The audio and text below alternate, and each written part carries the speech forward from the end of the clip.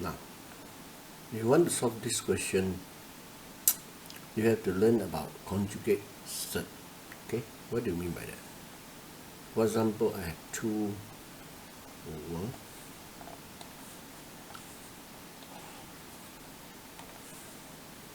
let's say 2 over 3 minus square root 2. I want to simplify this fraction in such a way that it end up there's no cert below the fraction bar. Okay, I mean below the fraction bar there's only whole number, okay, without any cert. Okay, square root 2 is called cert. Okay, now what will I do?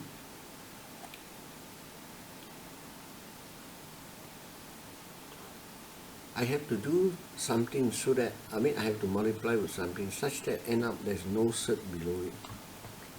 Okay, now this is what we're going to do. You take 3 square root 2 and then you multiply by 3 plus square root 2. And then whatever you do at the denominator, you do it on the numerator. Now, if you look carefully on this, you see there is a negative, then there's a positive. Okay, so it's called a conjugate. I mean, it's a pair, one positive, the other one negative.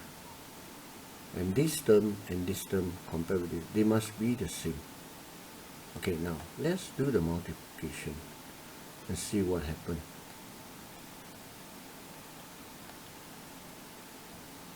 Okay, 3 times 3, you got a 9. Okay, 3 times square root 2, you got a positive 3 square root 2. Okay, now let's go to minus 2. Minus 2 times 3, you got minus 3 square root 2. Now then minus square root 2 times plus square root 2, you got a minus 2. Now observe what will be cancelled. A plus 3 square root 2, a minus 3 square will cancel. And then 9 minus 2, and we got a 7. Okay, now this one you multiply inside is 2 6 plus 2 square root 2. Okay, now what happened? We have moved the cert in the denominator to go up to become the numerator, and then the denominator there's no cert. Okay, now let's observe this. This is actually a minus b, a plus b. So when you multiply, there's only 2 terms remain, which is the a square and the b square. Whatever between a times b and b times a, they will cancel out. Okay, so you have to understand this concept before we look at this. Okay, now let's look at this. You say this is a complex I. Okay, it's a root. In other words, means x is equal to minus I. This is a factor.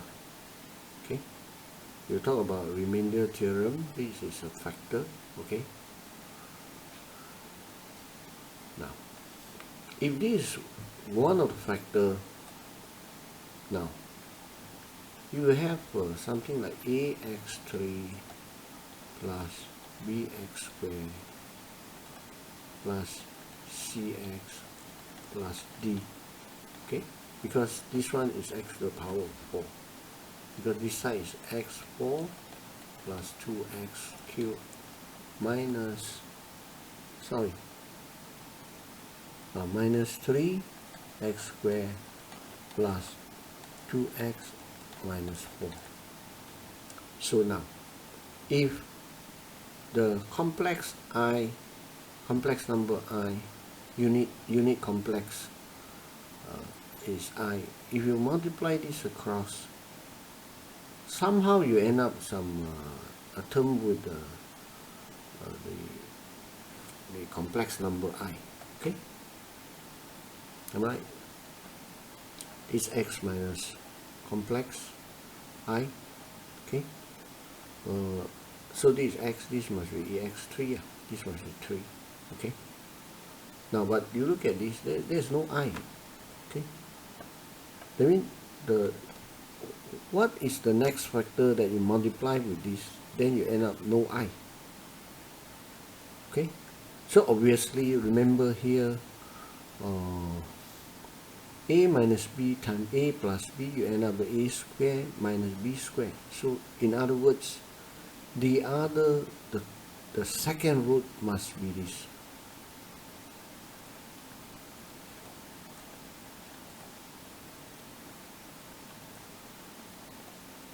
Okay, why is this? Now let's multiply x squared. Remember this minus and plus, so the final answer is x squared minus I times positive I. You got a minus I squared. I squared gives you minus 1. Okay, in other words, what you have finally is x squared plus 1. Okay, so first root, second root. The reason why the second root has to be x plus I is because if the second root don't have a complex, then if you multiply inside, your final multiplication must have I appear. Okay, now why the second root has to be plus I? Because we learned earlier on this. If you got one negative, one positive, you multiply, you get a squared minus b squared. That means you get an x squared and the square of I. But the square of I actually become negative 1. Okay, so negative times negative plus 1. Okay, now what do you notice here? There's no I term appear at all. Okay, there's no I term appear. So whatever you multiply over here, let's say is you see here is, let's say we use a1, this is different from this. This must be x squared, because this is x squared, so the maximum on the other part must be x squared. Then plus b1 x, then plus c1. Okay, this x squared, this maximum is x to the power 4. So now plus 2x3 minus 3x2 plus 2x minus 4. Okay, now so these two part here, these two, the first answer, the second answer, they are not the real number. So what we have here, we're going to find the product of the here. You're supposed to get two real numbers. Why? Because there is x to the power 4. Okay, so you should expect 4 root. Okay, now we already identify the first two. From here, we're going to identify the other two, which will be a real number. Now, what we want to do is to find what is the product of that two real number, the roots. Okay, now before we tackle this, let's look at this. Let's say I have x minus w, and then x minus y. Okay, what do you get? Now wait, if this is equal to 0, so what is your root? Your root will be equal to x minus w equal to 0, so it's w and y. Okay, now let's expand this. Okay, now we expand this.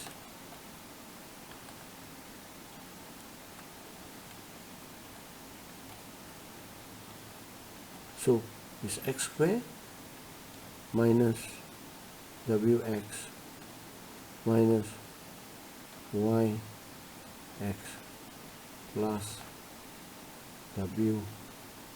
wy. Okay, now the product of the root is actually basically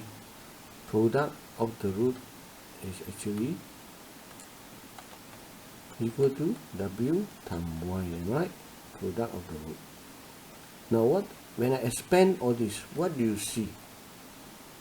The constant term is wy, am I right?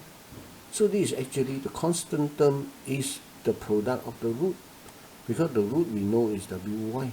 So you expand this, you get wy here. But we know the root is w and y, so the product of the root is wy. So therefore this constant here actually represent the product of the real root. So now you look at here. What is the product of the real root? Based on this reasoning here, your product of your real root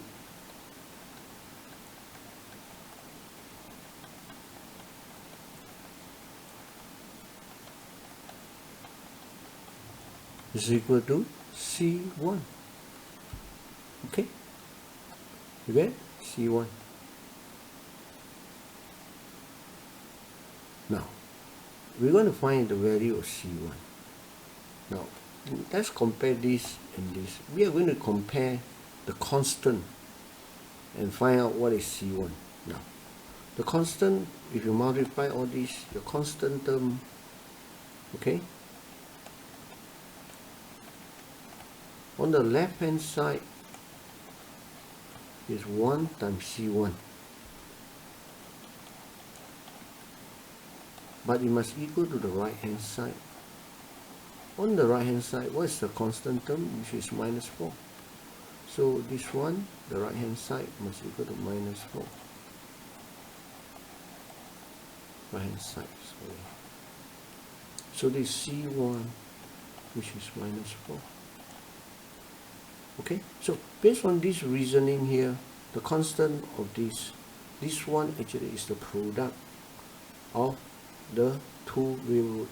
Okay, so in other words, C1 equal to minus 4 is basically saying that the product of the root is actually minus 4.